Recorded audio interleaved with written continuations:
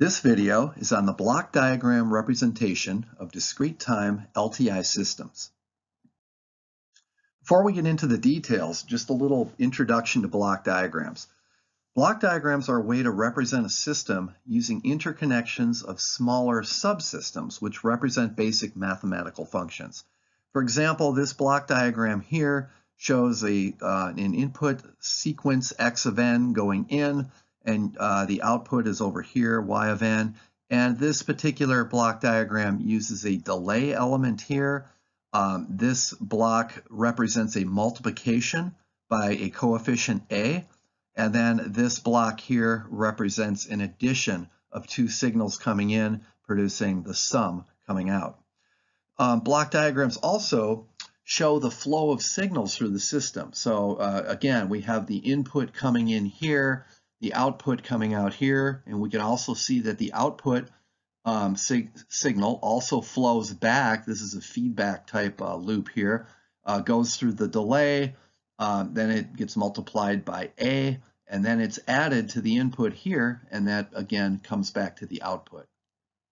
Block diagrams are useful for designing more complicated systems from simple basic elements, and that's something that we're going to be doing in this video. Block diagrams are also convenient for doing computer simulations. Okay, so let's look at how we can use a block diagram to represent an LTI systems. So we've seen that many LTI systems have rational transfer functions. And that means the transfer function, h of z, is a ratio of polynomials in z. So there are two different forms that this rational transfer function will show up as. The first one shown here is simply where we have a polynomial of z for the numerator, and we have another polynomial in powers of z for the denominator.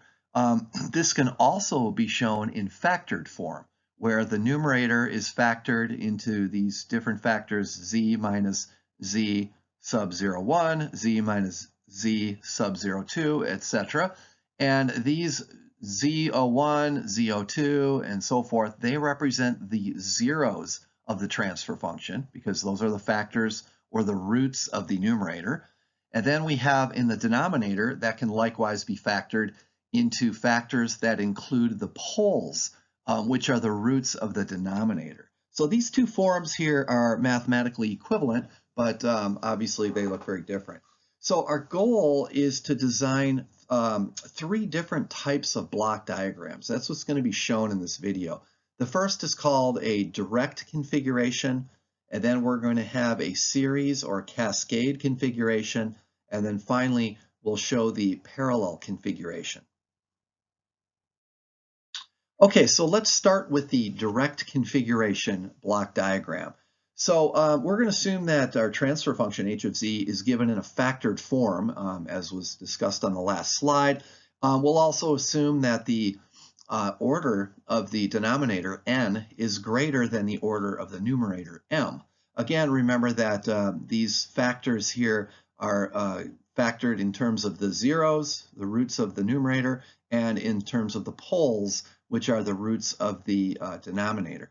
So if we have it in this factored form, the first thing we're going to do is expand this, basically expand out all these factors so we end up with polynomials in powers of z.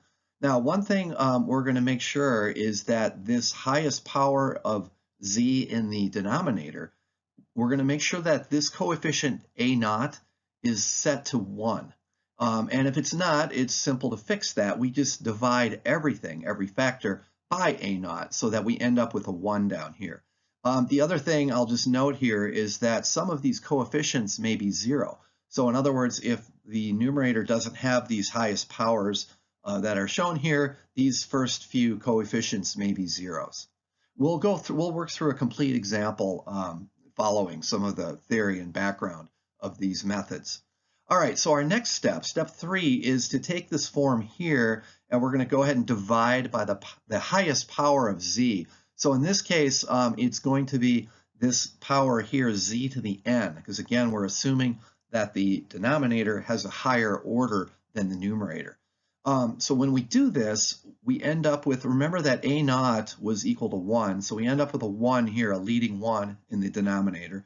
This term here is going to be A1 times z to the minus 1, then A2 z to the minus 2, and so on and so forth. And then in the numerator, we'll end up with something like this, B naught plus B1 z to the minus 1 plus B2 z to the minus 2, etc. And again, remember that some of these coefficients may actually be 0, so they're not going to show up in our transfer function. Okay, so the reason we did this is this form now is ready to write the linear difference equation by inspection. And this is something that we've done in previous videos, so I won't go into the details here, but remember that the denominator determines the left side of the linear difference equation. So we just match these coefficients. The 1 here gives us y to the n, y of n, sorry.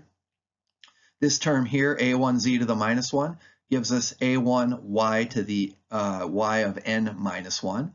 The second term, a2 z to the minus 2, gives us a2 y of n minus 2, and so forth. And then finally, when we're done with all these terms down here, we can use the numerator terms, the b coefficients, give us the right side of the difference equation, which is shown down here. These are all the x terms. So b naught gives us b naught x of n. b1 z of minus 1 gives us b1 x of n minus 1, and so on and so forth. So just by pure inspection here, we can take this transfer function in this form, and we can write a linear difference equation for this system. Okay, so once we have that linear difference equation shown on the previous slide, the next step is to solve for y of n. So that just means we move every term, every other y term over to the other side. So they're going to all pick up a negative sign. So this, this coefficient a1 becomes minus a1 times y of n minus 1, minus a2 y of n minus 2, etc., etc. And then all the x terms are still over here as they originally were on the right side. Now, from this form, we can construct a block diagram. We notice that the output y is the sum of a bunch of terms, and each of these terms are delayed by one more than the previous term. So this results in this direct configuration block diagram, which is shown here. And you can see that the input x of n goes over here.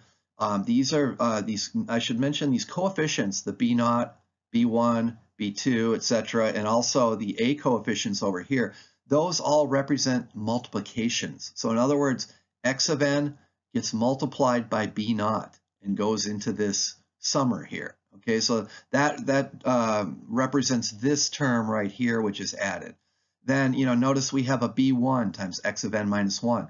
Well, that has to be delayed. X of n is delayed, so there's a delay block here, a delay element, and the output of that delay is multiplied by b1, and it is added to the other terms. So this thing sort of looks like a dual ladder type network here, where we have a bunch of delay elements, as many as are needed. And on the output, we also have a similar structure. We have y coming out here, the output, but that output is taken back, fed back, and delayed once here, multiplied by minus a1.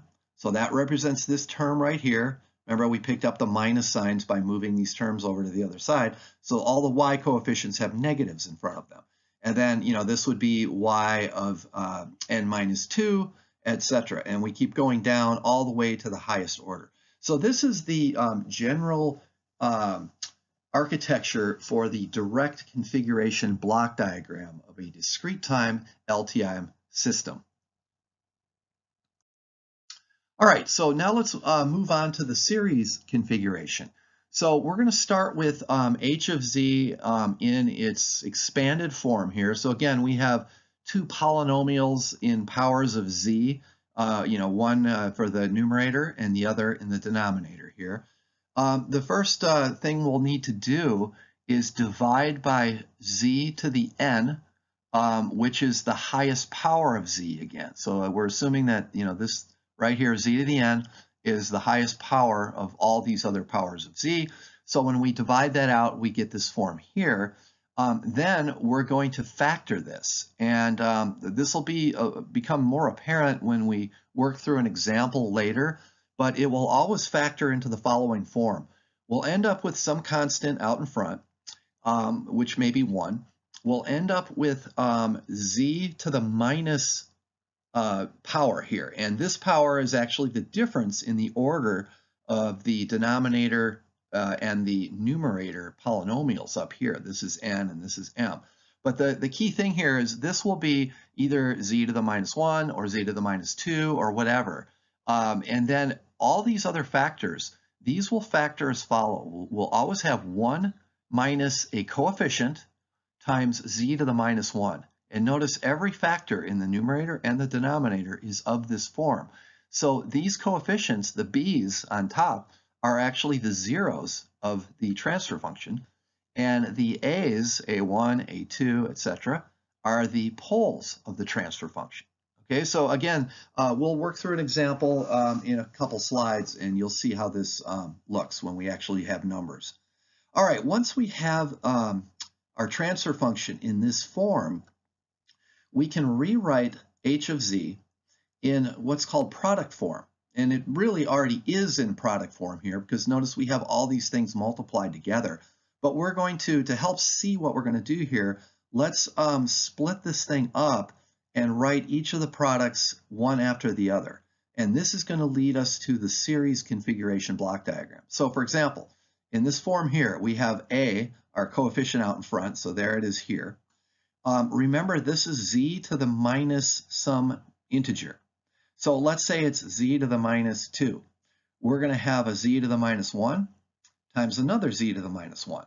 All right, and there may be more if necessary.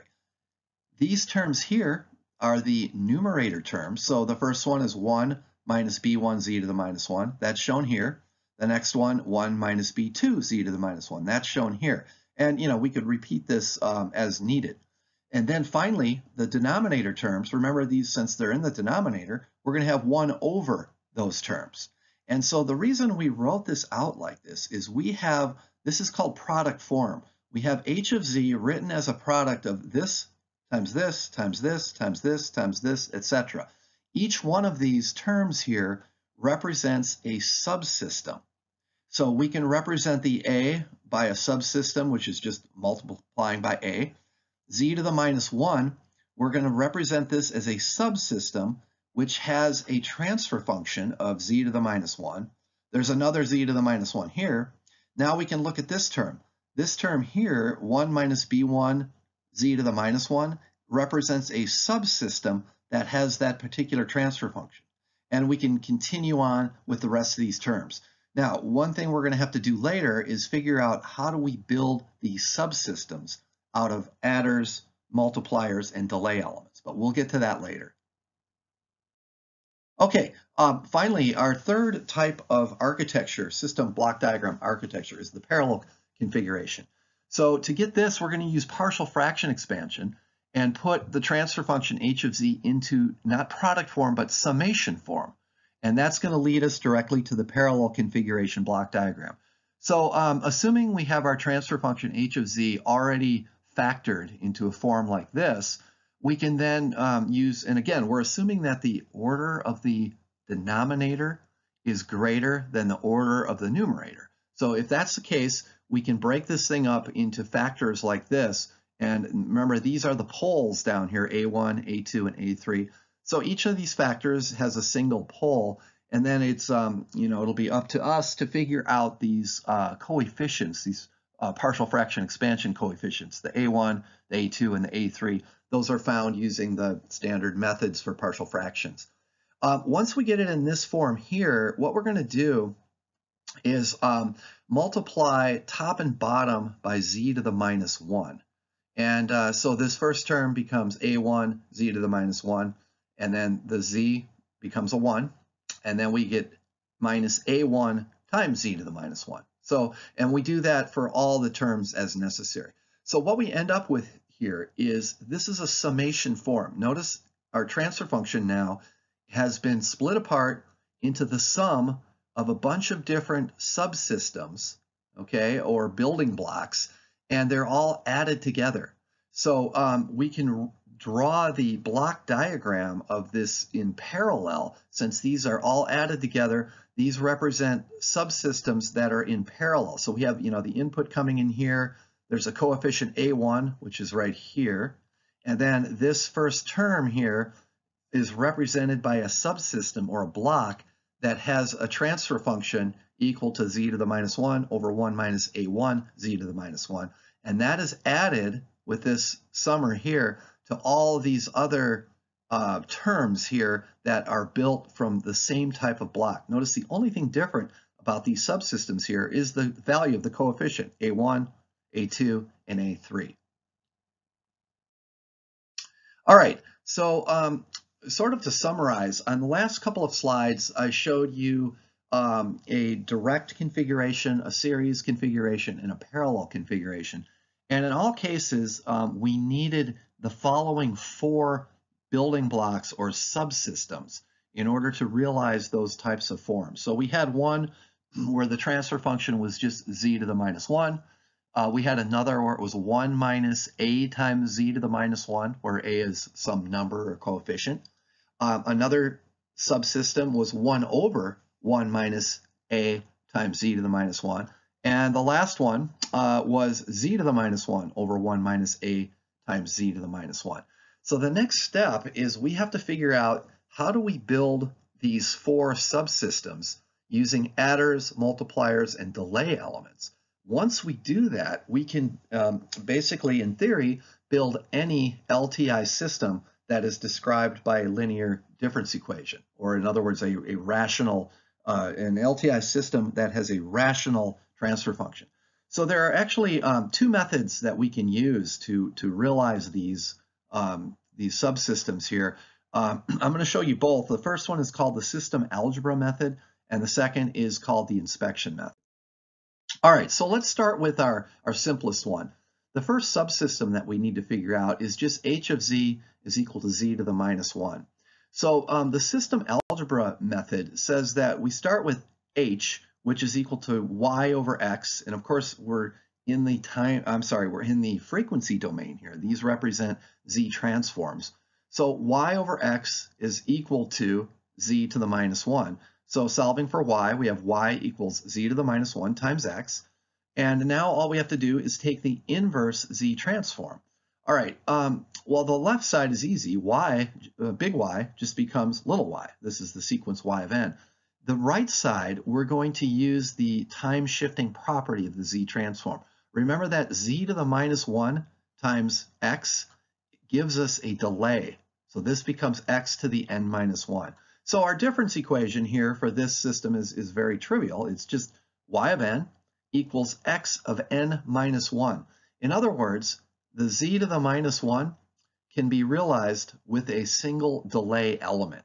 So this is our first subsystem. All right, here's our second subsystem that we're going to determine. This one is h of z equals 1 minus a times z to the minus 1.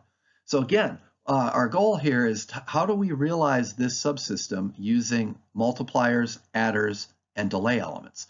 So again, let's use the system algebra method again. So I have h equals y over x, which is equal to 1 minus a times z to the minus 1. We can solve for y. So y is equal to 1 minus a times z to the minus 1, all times x. We can distribute this x inside the parentheses, and we get y equals x minus a z to the minus 1 x. Then we can take the inverse z transform. So the y on the left just becomes y of n. And on the right side, we have the first term is easy. That's just x becomes x of n. And then here we have minus a. And again, we see this z to the minus 1x. That gives us the delay, x of n minus 1. So we can see that the output is the sum of the input and a delayed version of the input multiplied by minus a. So that is realized using this block diagram down here. All right, the output y is the sum of x to the n going in here. That's the first term. And then minus, so we have x times negative a and then that's delayed. That gives us a second term here, and that's added to the input there. So here is our second subsystem. All right, let's do one more of these. So we had a third subsystem that we need to realize is h of z equals 1 over 1 minus a times z to the minus 1. We could go ahead and use the system algebra method again, and it would be fine, but let me show you a slightly quicker way to do it for something like this. We'll use our inspection method. We can take this transfer function, and we learned in a previous video how to directly write the linear difference equation from h of z.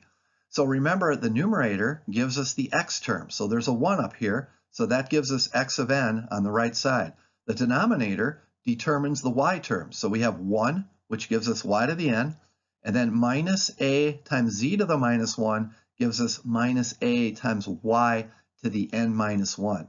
So here's a difference equation. We can solve this for y by moving this term here to the right side. So I have y of n equals x of n plus a y of n minus 1. And this can be realized using this block diagram down here. Notice the output y is the sum of two terms. It has the input x of n going into the adder, and the other term is a times a delayed version of y. So we're going to take y, feed it back through a delay. That gives us y of n minus 1. We're going to multiply it by a, and we're going to add it to x of n. So this is our block diagram for this subsystem shown here. There's one more subsystem that we needed to realize, and this was the one h of z equals z to the minus 1 times 1 minus a times z to the minus 1. Again, you could use either system algebra or the inspection method for this block diagram. I won't go through the details here because it's pretty much the same as we've done in the last couple of slides, but I show here how to use the inspection method to write the difference equation, and then finally here's the realization of this subsystem. So whenever we need this subsystem here, z to the minus 1 over 1 minus a times z to the minus 1, we can realize it using this block diagram in here. All right, so let me summarize here. What we've done in the last 4 slides is come up with transfer function building blocks that we can use to build any system.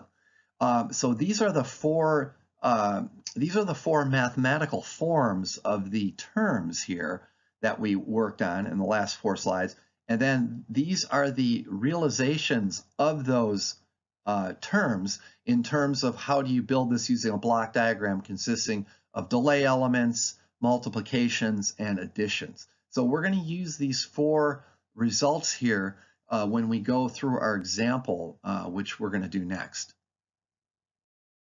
All right, so let's get to an example here. Suppose that we have a system with that's given to us, and we know its transfer function is h of z equals z plus 2 over z squared plus z minus 6. Our task here is to, first of all, design the system using a direct architecture.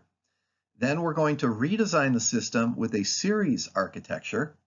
And finally, we'll redesign it one more time, this time using a parallel architecture.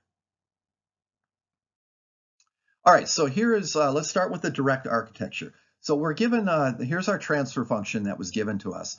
So the steps are, we're going to divide by the highest power of z. So this is, we can just see by looking at this, we have to divide everything by z squared. When we do that, we get this result here for the transfer function.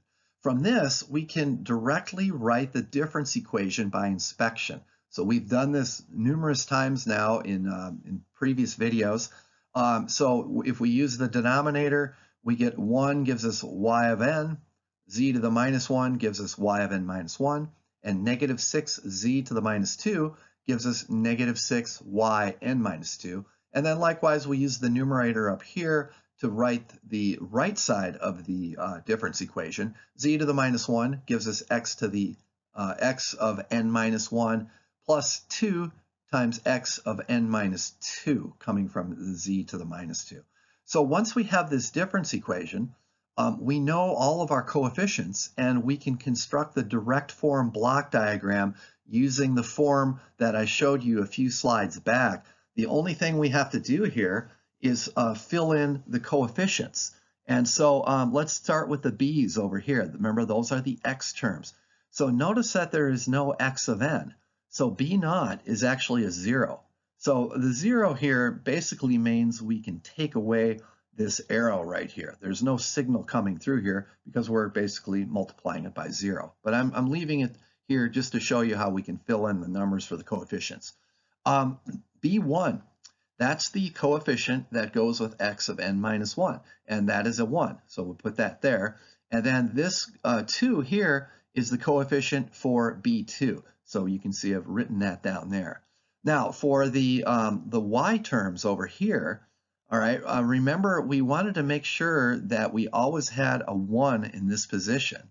All right, so the first term here is negative a1.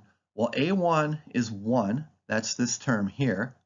And we have to remember the minus sign in front of it, so that becomes negative 1.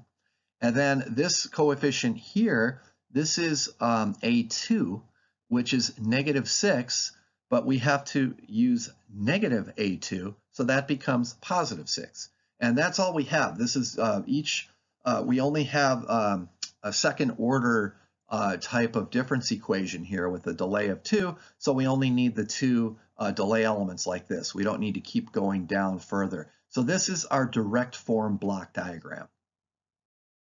All right, so the next task is to redesign this same system using a series architecture. So again, we're going to start with the same transfer function that was given to us right here. Again, we're going to divide by the highest power, which is again z squared, giving us this result here. And now we're going to factor this thing. So for the numerator, notice that both terms have a z to the minus 1 in them. So we're going to factor out that z to the minus 1, leaving us with 1 plus 2 times z to the minus 1. On the bottom, we're going to factor this just like we would factor any polynomial. At first, it's a little trickier, but you'll get used to this. We're basically factoring in negative powers instead of positive powers. But you can see that this thing factors into 1 plus 3 z to the minus 1 times 1 minus 2 times z to the minus 1. So here is our factored form. We can now write this factored form in product form. So take all these terms here that are in parentheses and line them up next to each other like this. In other words, we're putting them sort of in series like this, product form. So the z to the minus 1 up here, I put that in here. Let's call that subsystem 1. This term here, 1 plus 2 z to the minus 1, we'll call that subsystem 2. And then the denominator term, 1 over 1 plus 3 times z to the minus 1, that's our third subsystem. And then this fourth term here becomes subsystem number 4. So using these 4 terms now, we can write, or we can, yes, basically draw our block diagram using the results from the previous couple of slides for each of these subsystems. So for this subsystem here, remember z to the minus 1 is just a delay element. For subsystem 2, we have 1 plus 2 z to the minus 1.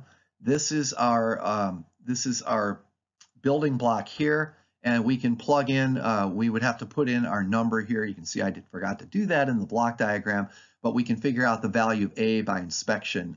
It looks like a is equal to negative 2 here. And then for this subsystem 3, which is shown here, it's going to look like this. Here it looks like a is negative 3, so we would fill that in to this block here.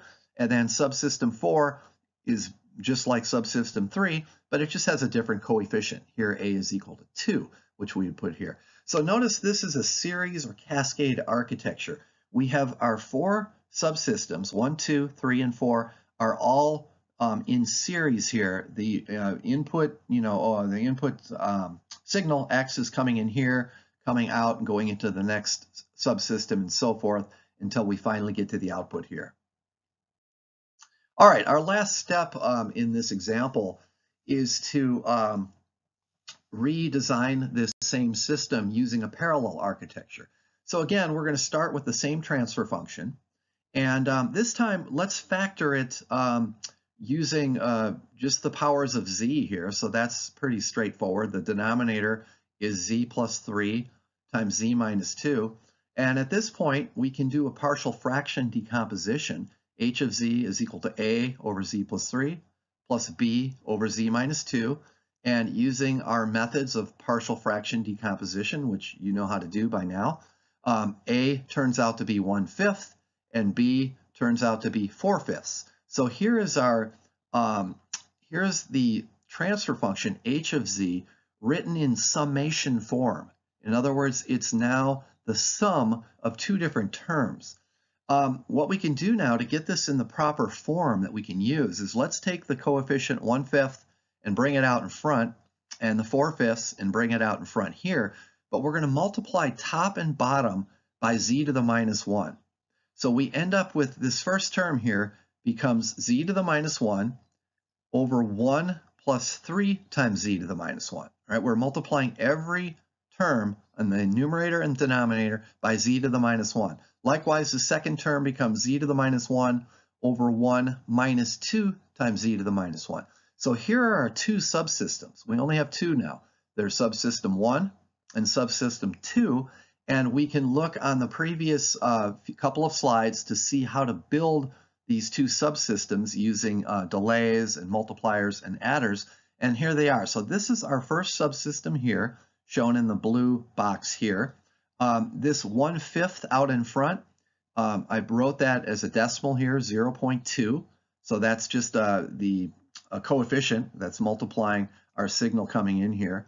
And then the second subsystem has a coefficient of 4/5, so that is written here in decimal as 0.8. The other thing, again, I neglected to do that here, but by inspection, we can see that A here is -3 and A here is 2, and those would be the values that would be put in there for A. So here is the same system written in parallel configuration. Notice it looks very different than the other two types. The other comment I'll make here is that this looks like a very, at least in this particular example, this looks like the most efficient design. It uses the least number of components. In other words, we have minimized hardware.